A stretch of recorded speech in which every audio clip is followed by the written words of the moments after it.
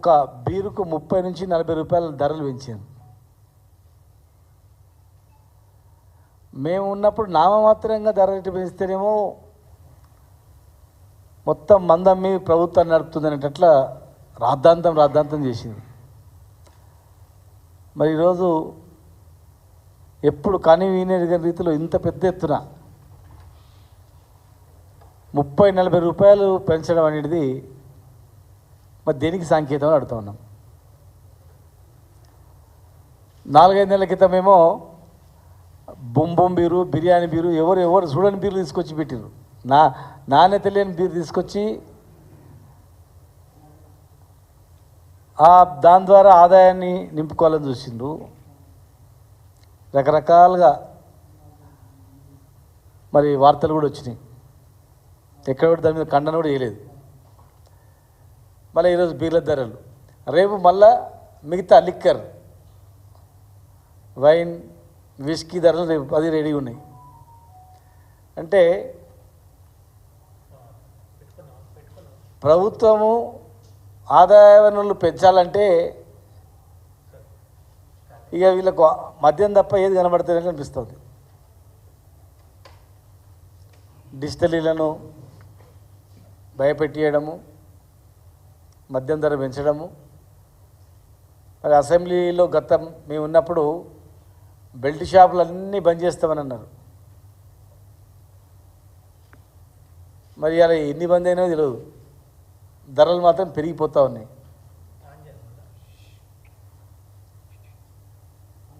రెండు రాష్ట్రాలు కలిసి పెరిగినాయి ఒకటేసారి అనుకొని. అంటే ఇంత పకడ్బందీగా ప్లానింగ్లో నడుస్తున్నాయి ఆంధ్రప్రదేశ్, తెలంగాణ.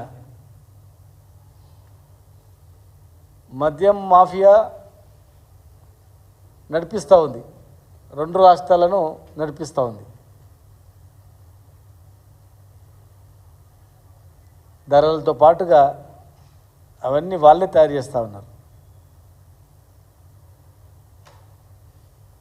గతంలో ఇతర రాష్ట్రాల నుంచి రాకుండా అరికట్టి విదేశీ మద్యాన్ని అరికట్టి లోకల్ మ్యానుఫ్యాక్చరింగ్ చేసి లేబుల్ అమ్మేది గతంలో. అలాంటివి పట్టి పెంచినాం. కానీ ఈరోజు వేరే రాష్ట్రాల అడవులలో తయారు చేస్తుంటే కూడా ఆ మద్యాన్ని పట్టుకున్నాం, నియంత్రించి పెంచుకున్నాం. ఇలా ఇక్కడ మాత్రం మరి ఇలా అధికారం రాకముందు చెప్పింది ఏంది, మరి ఇలా చేస్తుంది ఒక్కసారి గమనించాలి. మొన్న రాహుల్ గాంధీ గారు వస్తారంటే నిజంగా వస్తారు. ఇక్కడ వాళ్ళు ఇచ్చిన హామీలు ఒకసారి రివ్యూ చేసిపోతాడు. అన్నీ అమలైనవని చెప్తున్నాడు కదా, మరి అన్నీ అమలైనవే లేదా అని చెప్పి సడన్గా వచ్చి చూస్తాడు అనుకున్నాం. మళ్ళీ అర్ధాంతరంగా ఆగిపోయింది. మేము రాహుల్ గాంధీ గారిని రిక్వెస్ట్ చేస్తున్నాం, ఎలక్షన్లు ఎప్పుడు మీరు ఎక్కడెక్కడైతే మాట్లాడినరో ఆయా ప్రాంతాల్లో మీరు పర్యటించండి. మీరు యువకులు, మరి మీరు ఇచ్చిన హామీ నెరవేరుతున్నాయా లేదా, ప్రియాంక గాంధీ ఇచ్చిన మాట నిలబెడుతున్నా లేదా, స్కూటీలు వచ్చినాయా లేదా, రైతు బంధు వచ్చిందా లేదా, నిరుద్యోగ వృత్తి వస్తుందా లేదా, రిక్రూట్మెంట్ ఎట్లా జరుగుతున్నాయి, ప్రజలు ఏమనుకుంటారు, ఒక్కసారి వెరిఫై చేయాల్సిన అవసరం ఉంది.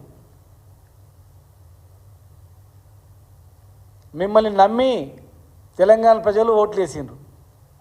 ఇవాళ హోంగార్డు మేము వచ్చిన 24 గంటల్లో కొంతమంది హోంగార్డులను పర్మనెంట్ చేస్తాం, ప్లస్ కొంతమంది హోంగార్డులు మా ఉద్యోగాలు వెళ్ళండి మీకు అంతా రిక్రూట్మెంట్ చేస్తామని చెప్పారు. రిక్రూట్మెంట్ లేదు, పర్మనెంట్ లేదు. ఇవాళ జీతాలే లేవు. ఇవాళ 12 తారీఖు అయింది, హోంగార్డుల జీతాలు లేవు. మేము 1 తారీఖు లేకపోతే 2 తారీఖు 3 తారీఖు జీతాలు వచ్చేటివి. వేల మంది హోంగార్డులు ఏం తిని బతకాల, వేల మంది హోంగార్డులు వాళ్ళ ఎట్లా బతకాలో ఏం తినాలా. 7,500-8 వేలు ఉన్న జీతాలను మేము 30,000 వరకు తీసుకుపోయినాం. రిస్క్ అలవెన్స్ ఇచ్చినాం, ట్రాఫిక్ రిస్క్ అలవెన్స్ ఇచ్చినాం, వాళ్ళ జీవితాల్లో ఒక వెలుగు నింపినాం. ఇలా మళ్ళీ ఇంటికి వచ్చింది. వెట్టి చాకరీ నుంచి విముక్తి చేసి హోంగార్డులకు రక్షణ ఇచ్చి జీతభత్యాలు పెంచి గౌరవప్రదమైనటువంటి వృత్తిగా మేము చేస్తాం. పోలీసులకు సమానంగా పనిచేస్తున్నారు, వీళ్ళు గ్రౌండ్లో పనిచేస్తున్నారు, రిస్క్లో పనిచేస్తున్నారు, ట్రాఫిక్లో పనిచేస్తున్నారు, ఆరోగ్యం దెబ్బతింటుందని వాళ్ళందరికీ కూడా గౌరవంతో రిస్క్ అలవెన్స్ ఇచ్చి అదనంగా జీతభత్యాలు ఇచ్చినాం. ఇవాళ 12 తారీఖు అయినా జీతాలు లేవు, అవుట్సోర్సింగ్ ఉద్యోగులకు జీతాలు లేవు, కాంట్రాక్ట్ ఎంప్లాయీస్కి జీతాలు లేవు. ఇవాళ రిటైర్మెంట్ అవుతున్నారంటే భయపడుతున్నారు. గతంలో రిటైర్మెంట్ అవుతున్నామంటే ఇన్ని సంవత్సరాలు పనిచేసినా ఇక హాయిగా రెస్ట్ తీసుకుందాం, వచ్చిన 80 లక్షలు కోటి రూపాయల డబ్బులు వస్తాయి, ఆ 80 లక్షల కోటి రూపాయలతో బ్యాంకులో పెట్టుకొని హాయిగా బతుకుదామని చెప్పి రిటైర్డ్ ఉద్యోగి రిటైర్మెంట్ అవుతుంటే సంతోషంతో నేను రిటైర్ అవుతున్నానని సంతోషపడేవాడు. కానీ అలా రిటైర్మెంట్ వైజ్ దగ్గర వచ్చిందంటే భయపడుతున్నాడు. ఎందుకంటే రిటైర్మెంట్ బెనిఫిట్స్ వస్తలేవు. ఇప్పటి వరకు గత మార్చి నుంచి ఈరోజు వరకు దాదాపు 10,000 మంది రిటైర్మెంట్ అవుతే ఒక్కరికి కూడా రిటైర్మెంట్ బెనిఫిట్స్ రాలే. జీపీఎఫ్ కానీ ఇంకా రకరకాలుగా వాళ్ళ బెనిఫిట్స్ ఒక రిటైర్మెంట్ ఉద్యోగం 80 లక్షల నుంచి కోటి రూపాయల వరకు వస్తుంది. మరి ఎవరికి కూడా రాలే. ఎవరైనా ఎంప్లాయీ లీవ్ పెట్టాలని కూడా భయపడుతున్నాడు. ఎందుకంటే 1 మంత్ లీవ్ పెట్టి మళ్ళీ జాయిన్ అయితే మళ్ళీ ఆయన శాలరీ రావాలంటే 5-6 నెలలు అవుతుంది. లీవ్ మళ్ళీ జాయిన్ అయిన తర్వాత పెండింగ్ బిల్స్ అన్నీ సబ్మిషన్ తర్వాత లీవ్ పెట్టాలనే భయపడుతున్నాడు, రిటైర్మెంట్ అవుతుందని భయపడుతున్నాడు.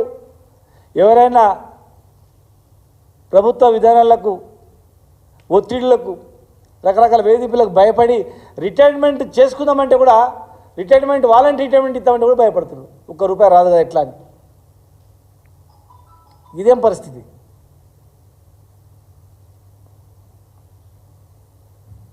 ఆర్టీసీ పర్మనెంట్ ఉద్యోగులకు గుర్తించి వాళ్ళు మొత్తం పర్మనెంట్ అన్నారు.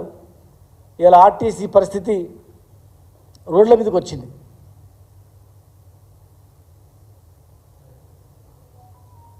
ఏ ఒక్క సంస్థ కూడా బాగులేదు. కార్పొరేషన్ చైర్మన్లు వేసిండ్రు, దాదాపు 20 మంది చైర్మన్లను అప్పచెప్పిండ్రు. ప్రతి ఫెడరేషన్కు ప్రతి కార్పొరేషన్కు 50 కోట్లు ఇస్తామన్నారు, ₹50 కూడా ఇవ్వలేదు. నామక వస్తే నింపిండ్రు, అట్లా నడిపిస్తున్నారు అంతే. ప్రభుత్వ రంగ సంస్థలు దివాలా తీసినాయి, నడిపినయట్లేదు. అందులో పనిచేస్తున్న పరిస్థితి అగమ్య గోచరంగా ఉంది. సర్కార్ దవాఖానాల్లో మందులు లేవు.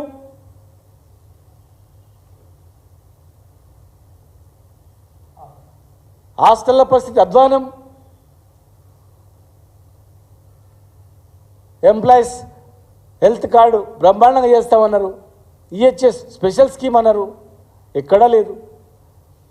5 డిఏలు మూలకు పడ్డాయి. తెలంగాణలో ఈరోజు తెలంగాణ ప్రజానీకం మొత్తం కూడా బాధలో ఉన్నారంతా.